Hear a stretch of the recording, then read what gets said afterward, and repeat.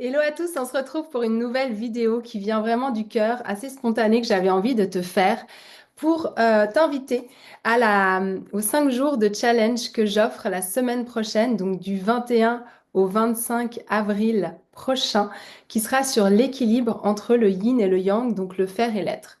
C'est un sujet qui est assez à la mode, qui va certainement te parler parce que tu le vois passer beaucoup sur les réseaux et je voulais me défaire de ce côté juste sujet à la mode et aller vraiment profondément en fait au sein de ce beau concept qui pour moi a été vraiment game changer dans mon business.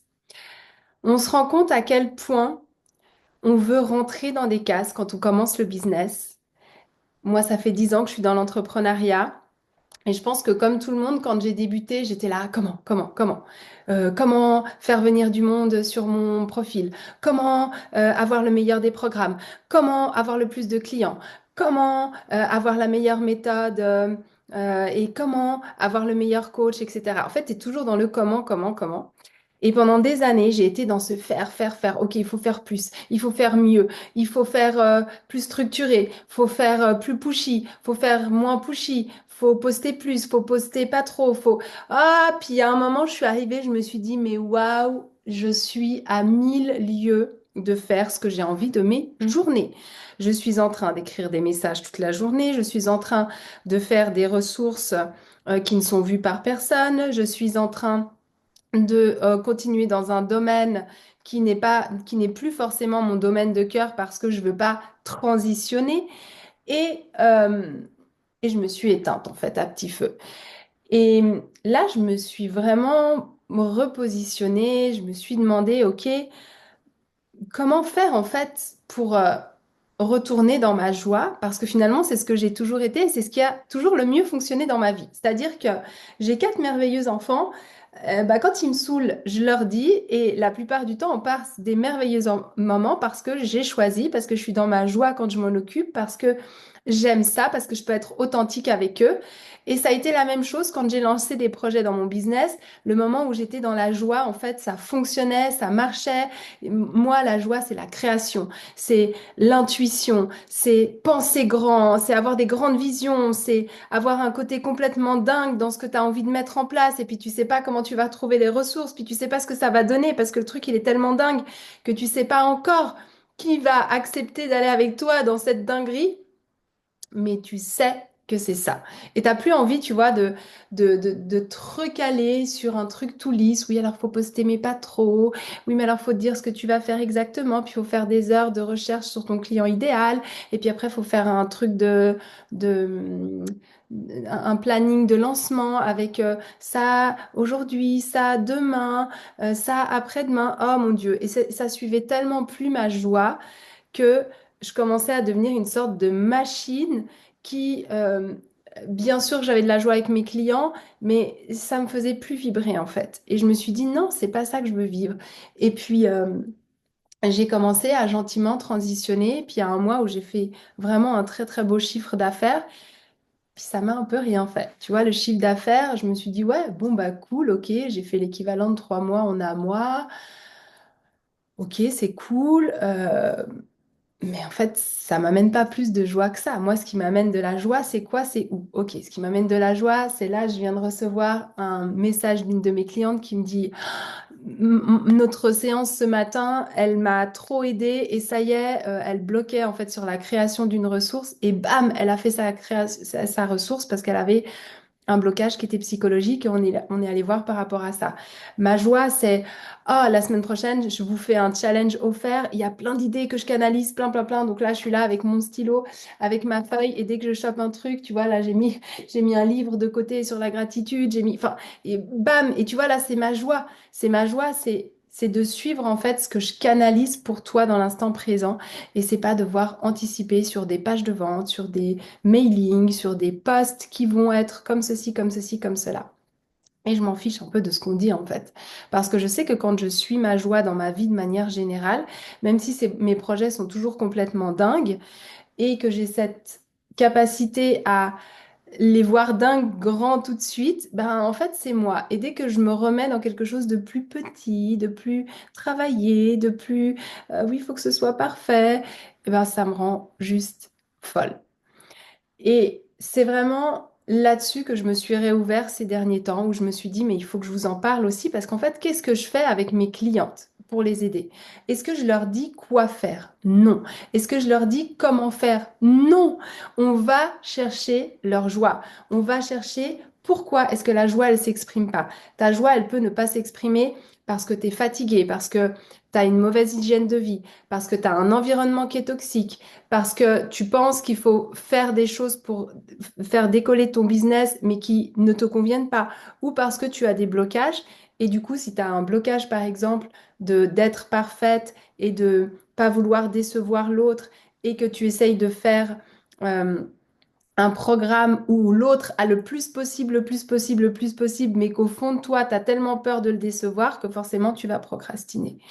Et tout ça, encore une fois, ça se travaille, oui, avec le mental, bien évidemment, mais surtout avec le corps et avec le cœur et l'âme. Et il n'y a pas que juste, il faut faire, tu te tais, tu te mets sur ta chaise, etc. Par contre, moi, je suis aussi un peu comme ça avec mes clientes, c'est-à-dire, on va chercher le blocage, on écoute l'émotion, on regarde. Donc, moi, quand je dis on travaille avec le corps, c'est surtout qu'on va travailler avec l'émotionnel, d'accord? On va aller désengrammer ce qui a été figé, on va réouvrir, on va relaisser en fait circuler et aussi par la conscience parce que j'ai quand même tout un programme, je suis quand même quelqu'un de structuré, donc j'ai quand même toute une plateforme en ligne avec des choses structurées. Et j'ai perdu mon idée. Et ce que je voulais te dire, c'est que au-delà de tout ça, oui, je suis aussi une coach un peu coup de pied aux fesses, c'est-à-dire que j'ai un côté très doux, très maternant quand je veux, qui peut écouter, etc. Et puis après, je dis à ma cliente, OK, là, on est allé voir les démons, tu les as vus, tu les as écoutés.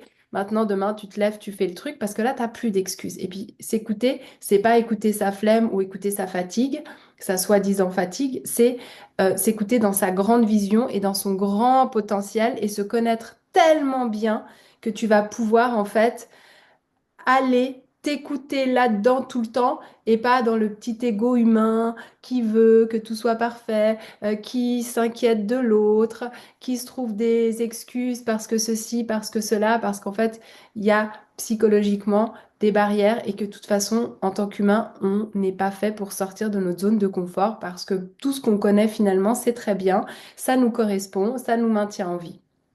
Donc moi, je vais te sortir en fait de là et te pousser à y aller, mais pas te pousser avant que tu sois allé travailler avec ton corps et avec ton âme pour être sûr de, OK, on pousse, mais on sait pourquoi, on sait comment et on est en sécurité. Parce qu'en fait, il faut comprendre qu'à chaque fois que tu procrastines, à chaque fois que tu fais pas ce qui t'est demandé ou que tu t'auto-sabotes, etc., c'est que tu es en insécurité. C'est que il y a la peur qui a repris le dessus. Et en gros, dans la vie, il y a que la peur ou l'amour. Si tu suis ta joie, tu suis l'amour. Quand tu crées de l'amour, il y a rien d'autre que de l'amour. Si tu émets de l'amour, il n'y a plus de place pour la peur. Il n'y a plus de choses qui sont pas justes, qui sont pas assez, qui sont pas bien. C'est que de l'amour. Donc, tu es en sécurité, tu es dans l'amour. Par contre, si tu rentres dans ton système nerveux dérégulé parce que on t'a dit qu'il fallait faire comme si, parce que tu n'as pas eu assez de temps pour faire cela, puis tu as peur que ce soit pas parfait, parce que, bah là, tu te remets en insécurité, en système nerveux dérégulé, et donc tu vas soit fuir, soit combattre. Quand je dis combattre aujourd'hui, fuir, c'est plutôt procrastiner. Combattre, ça va être faire, faire, faire, mais en fait, il n'y a pas de résultat. Et soit tu vas te figer. Alors figer, c'est, on va dire, c'est plus la procrastination, même si c'est un peu entre deux. Et puis fuir, souvent, c'est faut que je prenne un nouveau coach, faut que je prenne un nouveau programme. J'ai pas cette méthode-là, j'ai pas cet outil-là, c'est pour ça que j'y arrive pas. Non, non, non, t'as tout ce qu'il faut en toi. Il faut juste que tu te rassembles au niveau de tes idées, que tu remettes la main sur ta joie, que tu te remettes en état de sécurité, que tu fasses confiance, que tu grandisses ta foi et que tu ailles vers ce chemin-là. C'est tout. C'est tout. Ça se résume à ça. Et laisse-moi te dire encore une chose. Dès que tu décides d'aller vers ta joie, dès que tu décides d'aller vers ton plein potentiel, eh ben, tu vas voir que la vie va te mettre en chemin tout ce qu'il faut pour que tu ailles travailler sur tes blocages. Donc c'est le plus dur à traverser parce que bam, tout d'un coup, il y a les problèmes d'argent qui vont sortir parce qu'on a demandé plus d'argent et puis que si on ne sait pas gérer un peu d'argent, eh ben, ça sera la caque avec beaucoup. Bam, le relationnel, là aussi. Ça va émerger, il va y avoir des soucis parce que bah, peut-être que si tu veux agrandir ton entreprise et avoir une équipe, bah, va falloir ça gérer au niveau des relations. Pareil dans ta vie, tu vas ressortir des trucs parce que bah oui, si tu veux avoir confiance en toi et parler de ton offre et l'exposer avec joie et être au service d'eux, eh bien il va falloir aussi aller travailler sur ta confiance en toi, l'estime de soi, etc. Donc la vie va t'apporter tout ça. Et tout ça, ce sont des cadeaux. D'accord? Ce sont des cadeaux, mais si tu les prends, ces cadeaux, par la peur et que tu mets en place des choses très yang, c'est-à-dire des process, on m'a dit de faire comme ça, il faut que j'y aille par la force. Il faut que je sois mentalement prête à tenir, et ben le corps, il s'effondre. Et c'est pour ça que là, plus on apprend à écouter son yin, à être dans l'intuition, à être dans sa grande vision, à écouter les messages de nos corps, nos émotions, nos mots, d'accord? Parce que c'est pas forcément toujours mauvais quand on a quelque chose qui ressort. Des fois, c'est la manière pour le corps de ressortir, de nettoyer, de purger, et c'est OK. Et parfois, quand on a, ça fait trop pour nous ou quand on veut gagner du temps, bah, c'est bien aussi de prendre des gens qui sont capables de nous accompagner dans ce processus, comme je fais dans mon école, parce que du coup, eh ben, tu connais le pourquoi, tu comprends ce qui t'arrive, tu as quelqu'un qui te dit t'inquiète pas, parce que moi je sauve pas, mais je suis à côté de toi, je te dis t'inquiète pas, ce qui t'arrive, c'est ça, ça, ça. Rappelle-toi, il y a ça que tu peux faire, il y a ça que tu dois suivre, et il y a ça où fais attention de ne pas retomber dedans. Qu'est-ce que t'en dis? Comment ça résonne chez toi? Où sont les enjeux? Et en fait, on discute et on fait sortir de toi ta méthode et pas toi qui dois t'adapter à ton business. T'es pas devenu entrepreneur pour t'adapter à ton entreprise et vivre comme un prisonnier de ton entreprise. Tu as créé un business parce que tu as certainement une grande vision et que tu as envie d'être au service des personnes, mais en mettant ta vie au service, en fait, enfin, en mettant ton business au service de ta vie et pas l'inverse. Sinon, ça sert à rien de créer une entreprise et d'avoir plus de problématiques que si j'étais employée avec ma sécurité de l'emploi et mon salaire à la fin du mois. Donc, remettons les priorités en place. Allons retravailler sur notre être, sur le fait que tout nous est donné, qu'on est absolument guidé, qu'on peut avoir la foi aussi quand on avance dans sa vie et dans son entreprise, mais qu'il y a quand même une structure à avoir, il y a des lois à connaître, il y a un travail à faire sur son identité, sur la régulation de ton système nerveux, parce que sans ça, oui, ce sera le chaos. Donc, si ça te parle, je te laisse le lien d'inscription pour t'inscrire donc à mon challenge qui est 100% gratuit. Va bien jusqu'au bout de l'inscription. Tu trouveras un groupe Telegram qu'il faudra rejoindre pour participer au challenge. J'ai vraiment hâte. Je t'embrasse fort et je te dis à très vite.